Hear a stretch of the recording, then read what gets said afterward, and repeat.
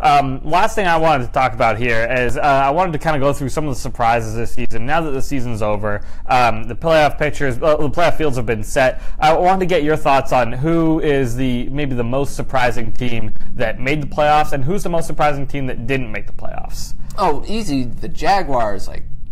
Like all joking aside, I was all in on the Jaguars last year. Like, oh, they're going to make the jump. They're going to make the jump. And then they made the jump just immediately this year. They went from being a team that's like, oh, they stink again, to, oh, this defense is great.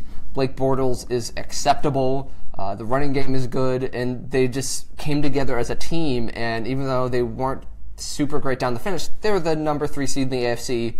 They went from like, oh, they're going to be in the top 10 in the draft again, to, oh, yeah, Jaguars, like, you don't want to face them. They're a nightmare. They're young, they're fast, they're strong, and they'll beat the crap out of you. And the last year the Patriots played them, or was it the year before, but Bill Belichick called out, I was like, yeah, these guys are just this team's just filled with great athletes, and we're finally see it play out. In terms of teams I was surprised didn't make the playoffs, I'm surprised the Ravens didn't, because it just felt like another one of those Ravens teams that was just going to be kind of meh through the start of the season. That, oh, Joe Flacco's playing well, great, that defense is filled with a bunch of minotaurs and some linebackers you've never heard of who wear a number in the 50s. Like, who is this guy? Why does he have 80 tackles on the year and 4 interceptions? Oh, great, the Ravens are back.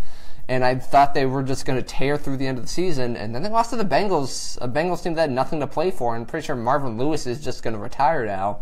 That really surprised me that they lost that game. Definitely, yeah. I mean, when I was thinking of most surprising teams to make the playoffs, I was thinking the Bills, and it was a hilarious scene there at the end when Andy Dalton on 4th and 12 hits Tyler Boyd for an almost 50-yard touchdown reception to send the Bills to the playoffs. I was watching some of the videos this morning of all the Bills players and fans celebrating, and man, imagine that moment. You're a Bills fan or a Bills player, and you're like, Andy Dalton has the ball on 4th and 12 to save our season with a minute left. Against the Ravens. Like, let's go home. But then Andy Dalton somehow pulls it out. And it's been really funny because Andy Dalton has a charity, and Bills fans have been donating to his charity ever since the play. So he's gotten thousands of dollars for sick kids because he made that play. So when you think about players playing for something and not mattering in Week 17, apparently not the case. So Andy Dalton, good for him. Good for the Bengals, even though they didn't make the playoffs, and really good for the Bills, who have not made the playoffs since, I think, 1999. Yeah, since about 1837, the Bills have been out of the playoffs. It's been a rough stretch for them. The Settlers landed on Plymouth Rock. The Bills made the playoffs, and then they didn't make it again. Yeah. So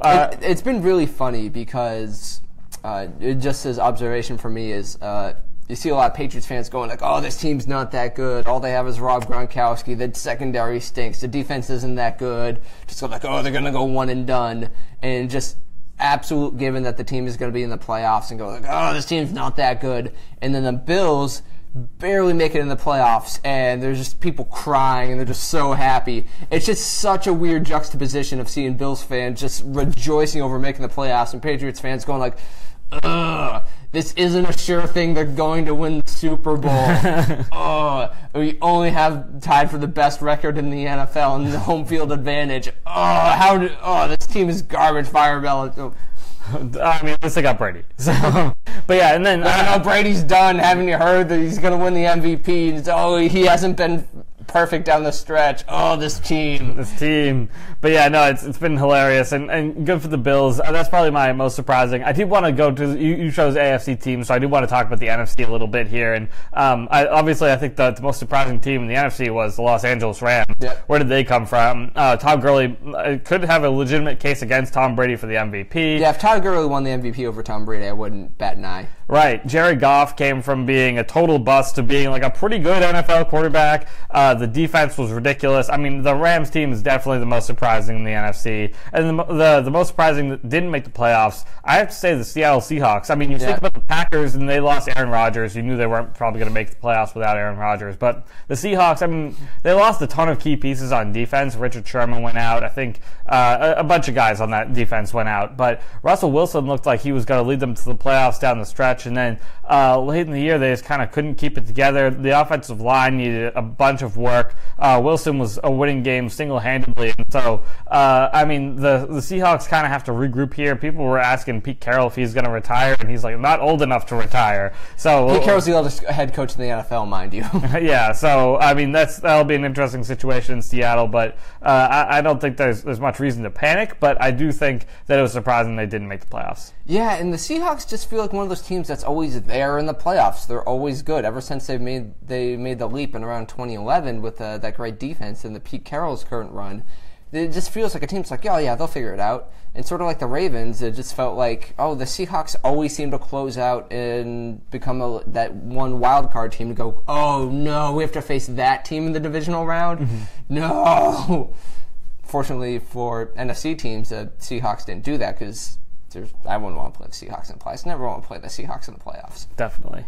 All right, well, I think we'll wrap things up there. Thanks, Nick, for doing this with me. And we'll have everyone check out everything at masslive.com/patriots. That's where we have all of our content. And our Facebook page here, New England Patriots on masslive.com. Anything else that we have to plug here? No, bye week this week, so it's going to be a quiet week as we get ready to figure out who the Patriots are going to play. They're going to play a long weekend, MLK weekend. It's going to be 8 p.m. on that Saturday. So we'll wait for an opponent. Until then, we're going to kind of take a retrospective on the season and take a look back at the regular season and figure out, hey, where's this team going to go if they do end up playing a tough team, easy team. We'll figure it out. Thanks for tuning in, folks, and we'll see you soon. Thanks, guys.